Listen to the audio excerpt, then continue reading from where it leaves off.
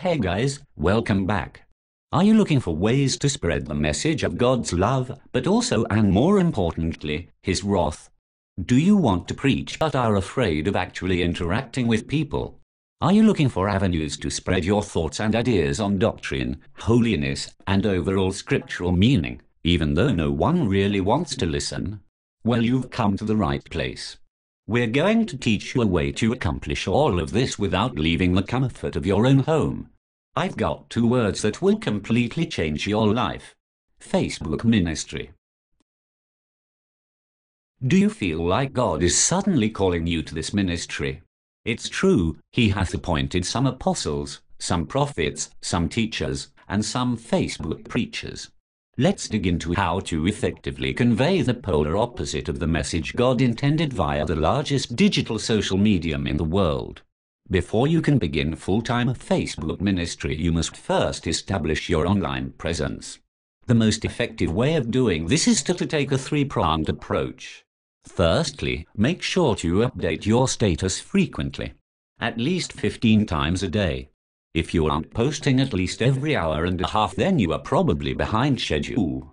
However, if this happens, no worries, feel free to catch up to posting successive status updates in a short time span. This clogs up your friends' news feeds and makes it where they have no choice but to see your posts. A sound strategy. Secondly, make sure your status updates consist of either scriptural quotes, inside jokes, or information no one else cares to know. Pictures of your grandkids and what they currently involved with works great for this. Lastly, and most importantly, provide unsolicited comments on your friends' walls, pictures, and videos. His works best in conjunction with small sentence fragments and poor grammar. Also, be sure to include plenty of LOLs because you can never have too much laughter. Next, you will want to get yourself a relevant. Oops. I apologize for my language. That is a filthy word. Lord, please forgive me. Let's try again. You will want to get yourself an applicable profile picture. Pictures of the ugly grandkids works great for this, especially if they coincide with your status updates about their activities. Eventually, you will want to move to a picture that more closely reflects your ministry. Good examples are pictures of you preaching a sermon, pictures of scriptures, or pictures of cliché catchphrases. Whatever you decide on, having a profile picture is key to your ministry's success. Once your online presence is established, you can assume that anyone who does not unfriend you at this point must want to hear your thoughtful insights. At that time, you can assume God is calling you to a deeper level of your ministry. Full-time Facebook preaching. Facebook preaching isn't like a regular sermon.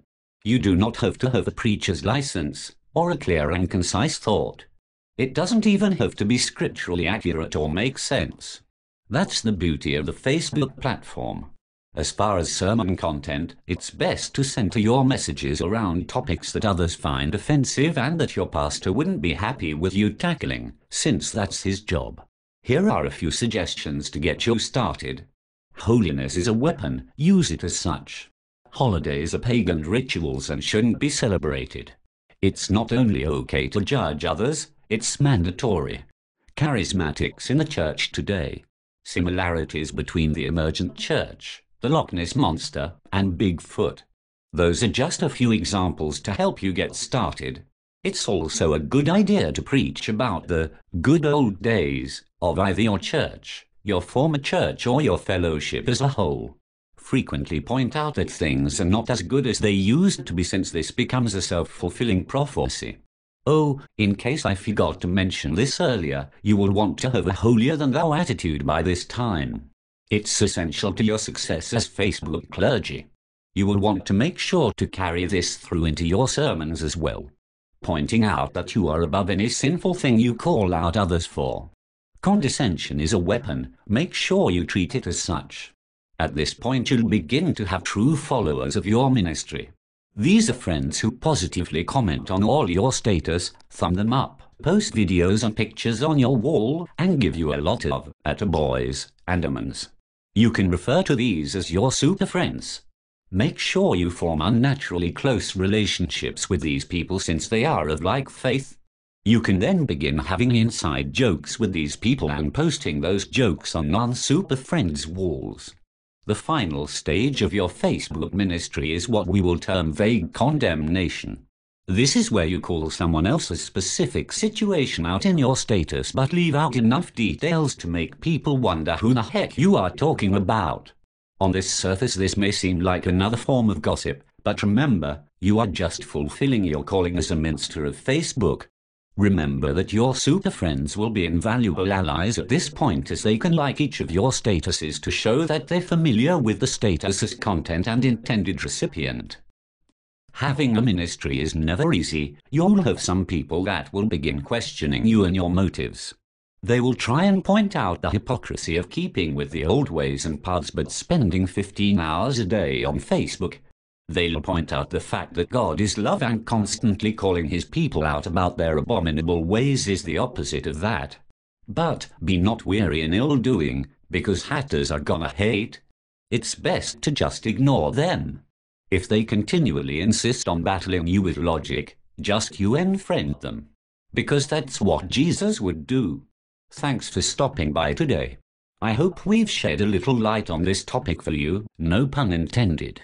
I pray the Lord lead and direct your paths to determine if Facebook ministry is the appropriate calling for you. Tune in next week for our discussion on Satan's latest ploy against God's people, organized sports. Until then, keep fighting the good fight.